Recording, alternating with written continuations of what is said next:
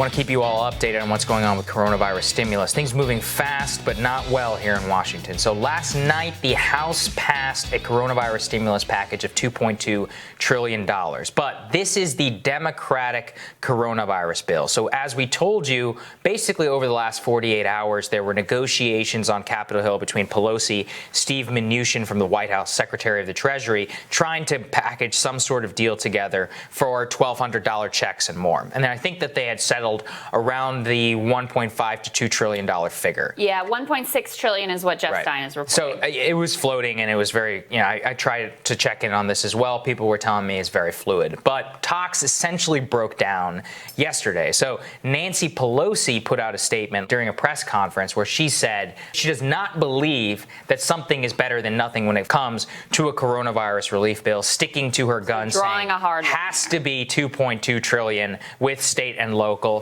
No ifs, ands, or buts. This actually caused a lot of problems in her caucus. There's some frontline Democrats who are in tight swing states elections who are saying, no, I don't want to pass a fake bill that's not going to pass. We need, if there is actually going to be negotiations, we need to pursue them in good faith. Part of the issue, Senate Republicans don't want to negotiate in good faith. Let's throw McConnell's statement up there. This is just perfect for Washington. I wish them well, he says, in their negotiations, which, as Jake Sherman of Politico points out, is D.C. speak for have fun with that. Yeah. And doesn't have a chance in hell. So that's where we are, guys. The Secretary of the Treasury wants to strike a deal. The House Speaker wants to strike a deal. Let's be very clear here. Who is screwing over the American people? Senate Republicans. I want to be entirely clear, and I want it to come from me, which is that people like Ron Johnson and Rand Paul and John Thune and John Cornyn and all of these other Senate Republicans who are true conservative, very principled people against the debt are the people standing in between a deal for trillions of dollars of more stimulus, more money in your bank account, and more relief. Let's be eminently clear about who is responsible. I would add one to that list, which is President Trump. Yeah, because if he wanted to come out and really put pressure on, this thing would get done. They would be would be ready to go. They would be ready to pass it. McConnell wouldn't be screwing around and making funny jokes the way that he is. According to Jeff Stein and the details that we know, in that $1.6 trillion stimulus proposal from the White House, that includes another round of checks. It includes unemployment at $400 per week. So originally it was $600. It was scaled back in some places to $300 if you manage to take advantage of that from the president's executive order. Those funds have run out. So $400 a week there. Some state and local aid, but not that much, $250 billion.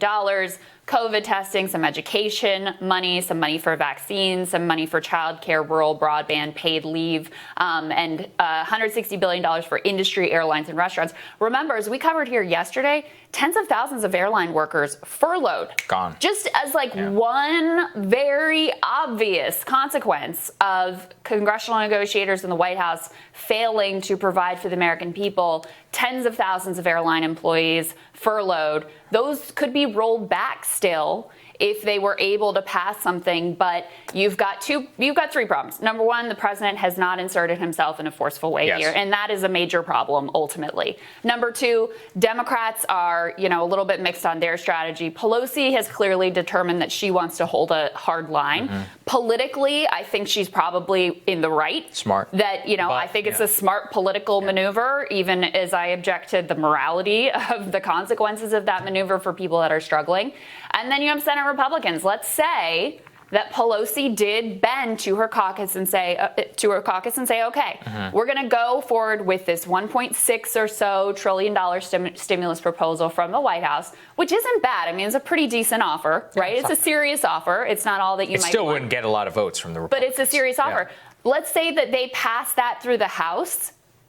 Big question mark whether Republicans would actually be able to get that through their caucus without major pressure coming from President Trump. This is where I just wish we could just put the politics aside and pass the goddamn stimulus checks and just get those out as soon as possible. Yeah, right? something. And I know it's very politically useful for everybody to negotiate, but at this point, one round of checks in March is not going to cut it. It didn't cut it in April. It certainly doesn't cut. What is it now? October? It certainly doesn't cover it right now. I want to go back to something you said. This is from Ross Douthat, which I really liked. The fact that Trump isn't on Twitter and Fox and Friends every day, pressuring congressional Republicans to make a big number deal with Democrats, says a lot about why his brand of right populism is likely headed to defeat rather than election. And he points out that actually most right populists, when they're elected, people in Europe, elsewhere, they usually get reelected because they move their party on economic issues. Yeah. And if there's a central failure of Trump, it is that he has refused to do anything about it. Now the man has coronavirus, so I doubt he's actually going to be engaging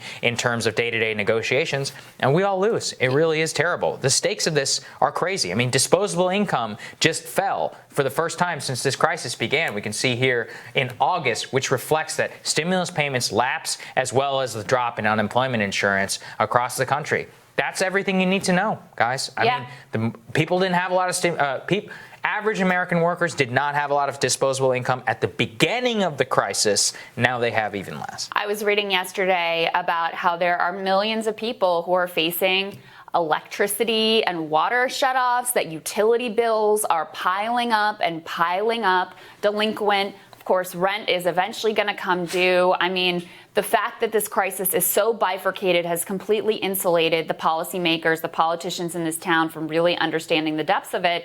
And so that's why they feel free to basically play games with your life here. No one has made it their priority to actually deliver for the American people. Everybody's made it their priority to try to score political points, to try to play the blame game at this point. And so, look, there has been movement, maybe it's possible, but you would say, more likely now than it was at the beginning of the week. But I still feel highly doubtful that this is going to come together because you have a lack of political incentive on the Democratic side and major ideological barriers on the Republican side. That's just the lay of the land here.